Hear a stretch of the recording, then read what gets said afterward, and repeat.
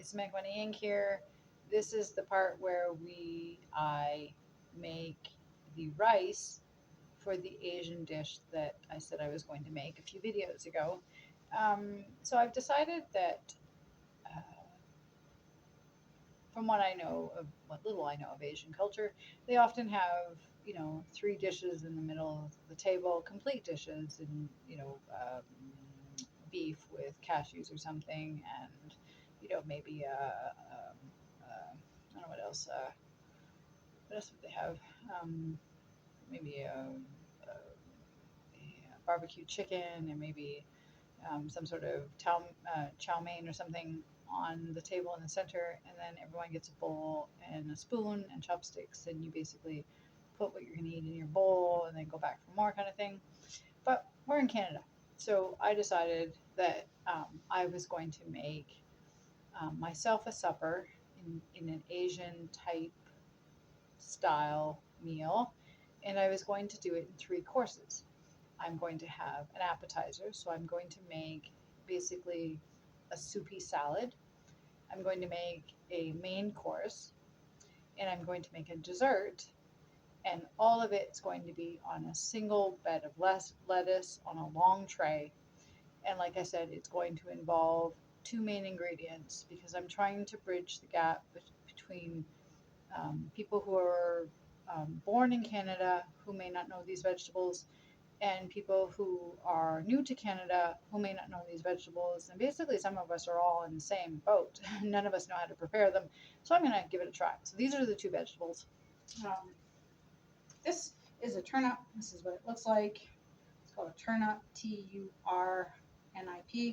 It's got a waxy outer coating.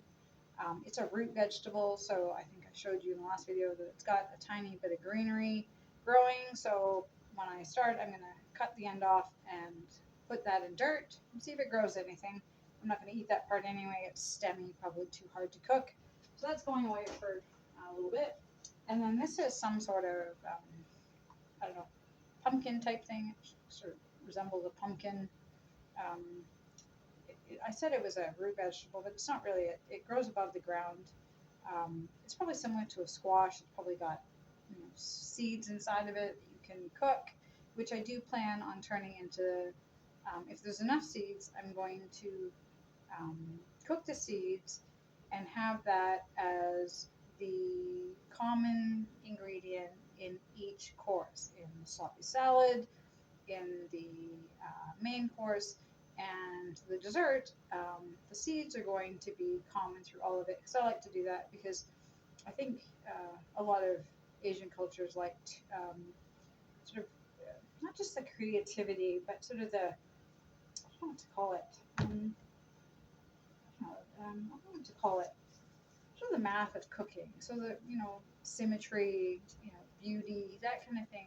The Asian culture is often um, you know, known for its discipline and just its attention to detail. So I like to, when I cook different courses that are with the same ingredients, I like to have all similar taste through all of them, but different things in each one. So that's what I'm going to do. So these are going to go aside for now, and I'm going to show you how to make the rice for now. This rice, a lot of people find it really difficult, and I did when I first started. My adoptive mother wrote out the instructions for me. I watched her do it a dozen times. So these dishes are clean. Again, I took out the element because I like to have things handy, and sometimes having too many elements going at the same time can not only be dangerous, but it can be quite complicated. It's hot, a little dirty. So I'm going to try a new way of cooking the rice. I'll show you the tray. Tray that this is birdseed on it right now, but this is the tray. I bought these at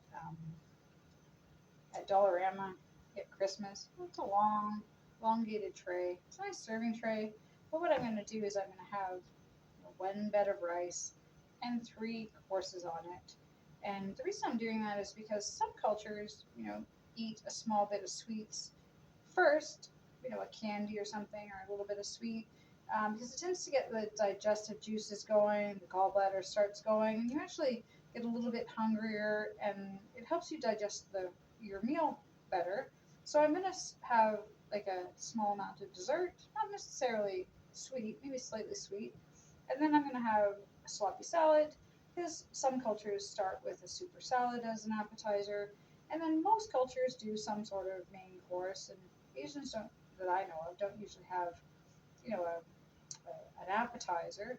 It's usually all sort of main courses, but there is, in Japanese, I know there's some seaweed salad that can start as an appetizer, that kind of thing, and the peas, what do they call it? I forget, the peas with the salt on them. Anyway, some of them do their version of an appetizer. Please forgive me if I have the wrong information. I'm just going on sort of what I've observed. I haven't actually talked to any of these people. I'm just going on what I've observed in Canada. Okay, so my knowledge is very limited, but I'm trying to be more open, like more, not even open-minded. I'm just trying to be more inclusive, I guess. I don't know.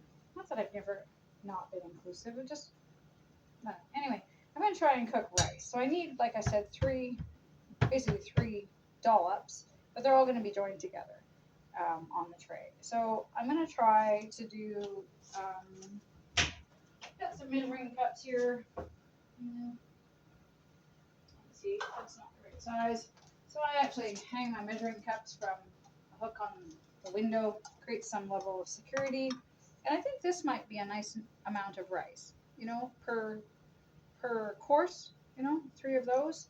So my mother taught me to cook rice, and basically, if you want this amount of rice, so the idea is that the hard rice or the firm rice is how you buy it uncooked. So I'll show you that.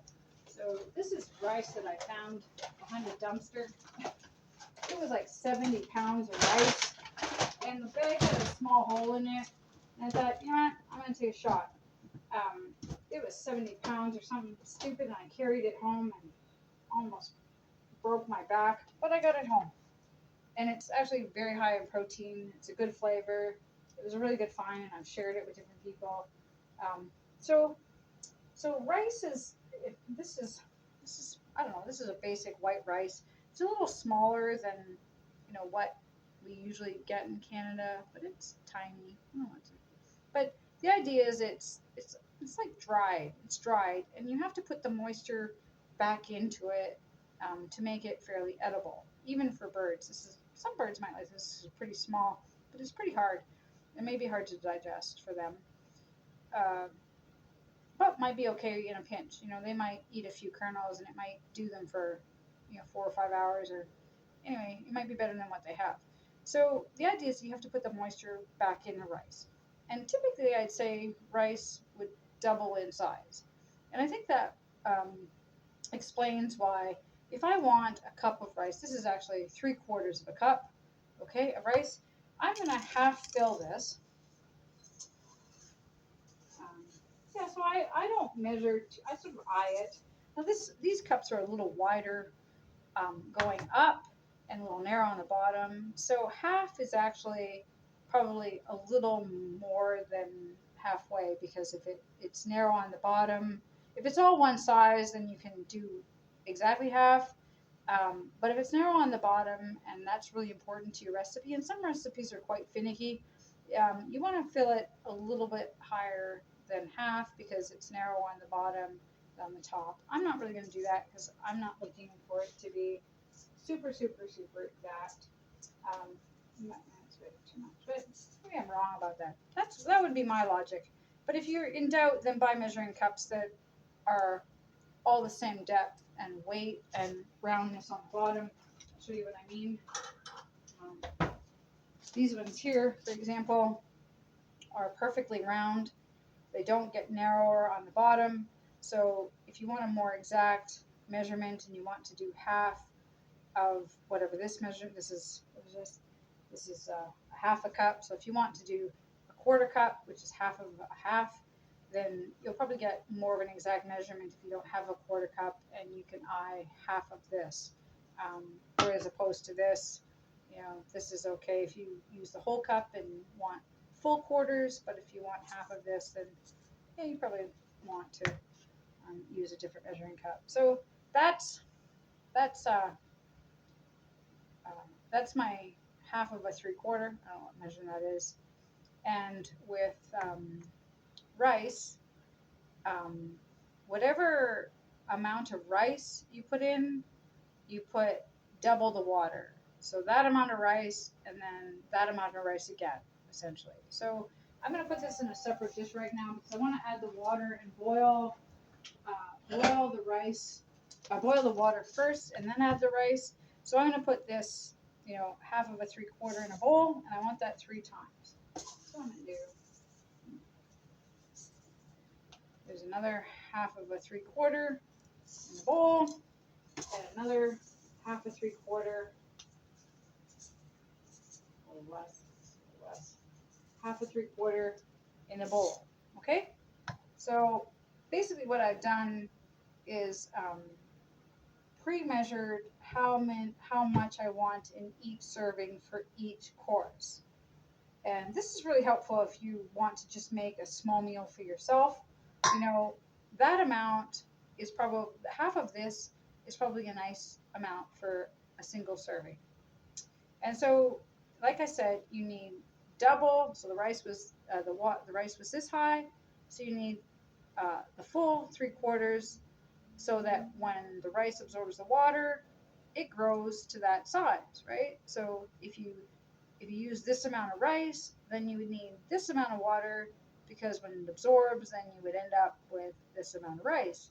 So I want this amount of rice, so I half it, and then when the water's added, it grows.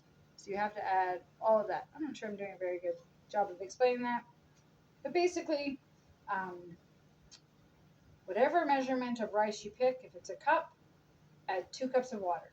If you have half a cup of dry rice, you use a cup of water. Whatever amount of rice you use, um, double the water. So I'm gonna put, and it's pretty exact too. So I'm gonna put 3/3 in this pot.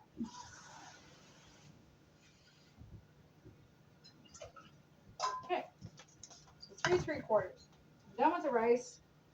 I've covered this rice with some bamboo sheets, just to keep the moisture out of it. Because probably if it gets moist and it's sitting like this, it'll probably rot. That would be my guess. I've actually tested the theory. But yeah, those big bags of rice are a good deal, a really good deal. It's a good staple. I'm sure we all know that some countries only get rice, and that's all they get every day of it.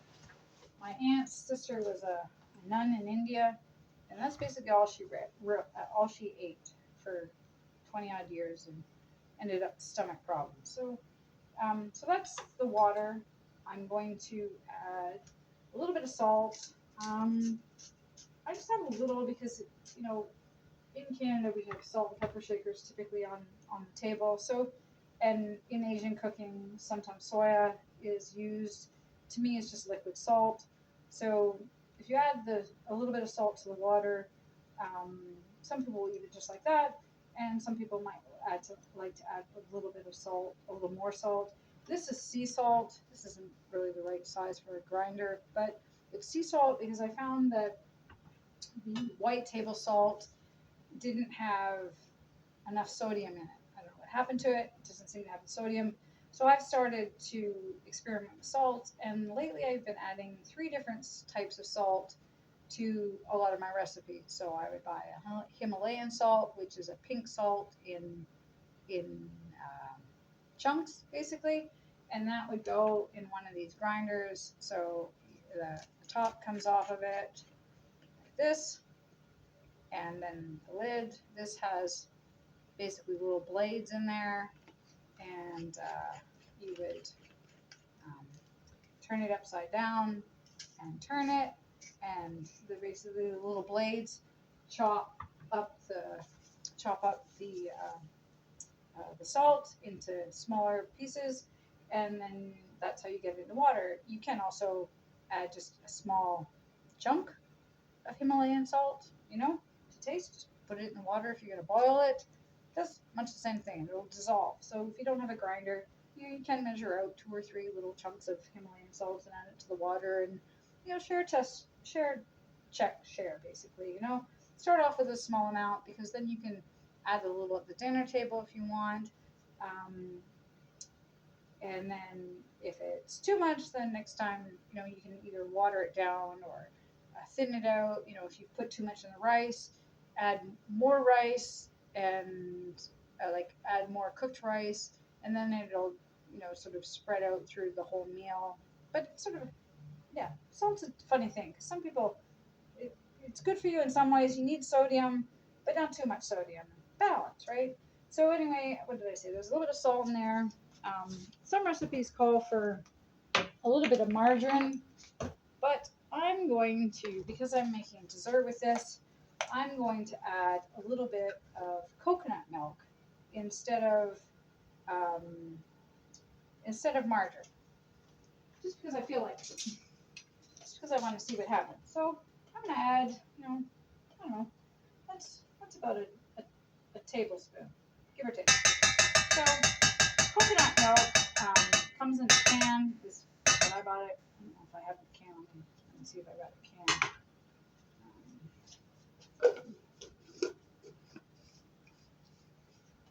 Coconut milk is very high in fat, and I know for a long time Canadians were told that we should lower our fat and get rid of fat, but at the end of the day, the human body, the human mind needs some fats to develop normally. The brain needs some fats to develop normally, and typically they were coming from animal fat, but coconut milk. This is a Rooster brand. Um, it's coconut milk. I don't know. Anyway, the this is the nutrient label. So basically, what it says is the ingredients are coconut milk, water, and gar gum, which I would assume is some sort of gum. It would be something to thicken it or make it slightly sticky. But I like this because the first ingredient is usually, or was typically, what is the highest percentage in the package. So coconut milk being the number one ingredient means the majority of this can is coconut milk. The next ingredient is water. So, the next most ingredient is water, which is okay. And then the third most important ingredient, or the most present ingredient in this, is this gar gum stuff. So I'm okay with that. So it says nutrition facts per 1/3 cup. So 1/3 cup. Let me see if I got a 1/3 cup here. I don't know what I have. Is it 1/3? No. Anyway, 1/3. So if you've got a cup, you slice it. You imagine that it's in 3 parts, and 1/3 of that would be how much they're telling you is what this nutritional value is based on. So 83 milliliters. So they're saying in 1/3 of a cup about that is 18, I can't read it, 16 grams of fat, which is 21% of your daily intake. So basically what they're saying, if this is 21% of your daily intake, you need to get it up to 100% of the average person's daily intake, and 20 approximately goes into 100 5 times. So to get your daily dose of fat, you could eat 5 times 1/3. So there's probably 3 of those in here. So about a can and a half in this is what they're saying is your daily dose of fats. And that's a lot, really. But you can add it to coffee. You can make desserts with it. It's slightly sweet. It's really good in coffee. Very filling. So even if you don't eat that much, even adding a little improves your diet. You don't have to start with a can and a half, you know. Maybe, you know, you make a cup of coffee or a couple cups of coffee and put a couple teaspoons in there. It's slightly sweet, it's creamy, it melts and it like dissolves in there. And it's actually quite nice. I found it replaces the sugar, it replaces the cream. It keeps a long time because it's in a can. I actually quite liked it. I've been looking for a cream sugar substitute and I liked it. Oh, I'm gonna be done. I put it on waffles the other day with a little bit of cinnamon, a little bit of orange peel, and a little bit of actually cooking oil just to add fat, more fats, and that was delicious. So it can be used as a dessert. I was thinking because it solidifies a little bit in the fridge, I was thinking of making, you know, a graham crust um, pie bottom and putting this in, and maybe some lighter, maybe some chocolate drizzled over or something. I don't know, something.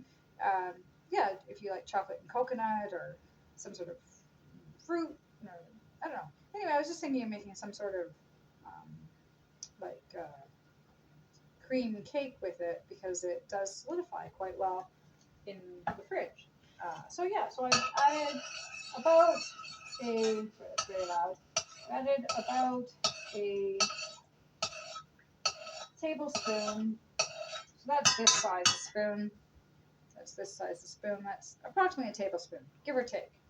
Again, if you're doing something very precise and you're trying to follow a recipe for the first time, then probably best to buy, you know, an actual thing of measuring spoons. These are all labeled, you know, so this says half, 1/2, and TBS is short for tablespoon.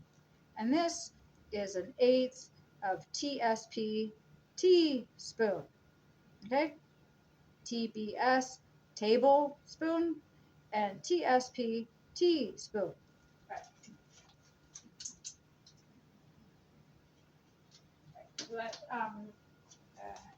anyway, so I've got a little bit of salt, a little bit of sea salt in there, water, and coconut milk, and you know, do I want to add a spice? I'm doing turnip and squash or some sort of pumpkin. What goes nice with turnip and pumpkin? Um, so I'm thinking Thanksgiving because you know these seem to be more fall vegetables than spring or summer vegetables. So what have I got in my cupboard that's sort of fallish? Let me see. What have I got in my cupboard that's somewhat fallish? I should add curry. Got garlic, rosemary, ground cinnamon, thyme, basil, parsley, cinnamon sticks, ground cayenne pepper, curry powder, sesame seeds, bay leaves, oregano, onion powder, basil. I don't know. None of that's really appealing to me. So I'm going to wait. I'm gonna cook the rice and maybe something that will maybe some inspiration will come. So I've got the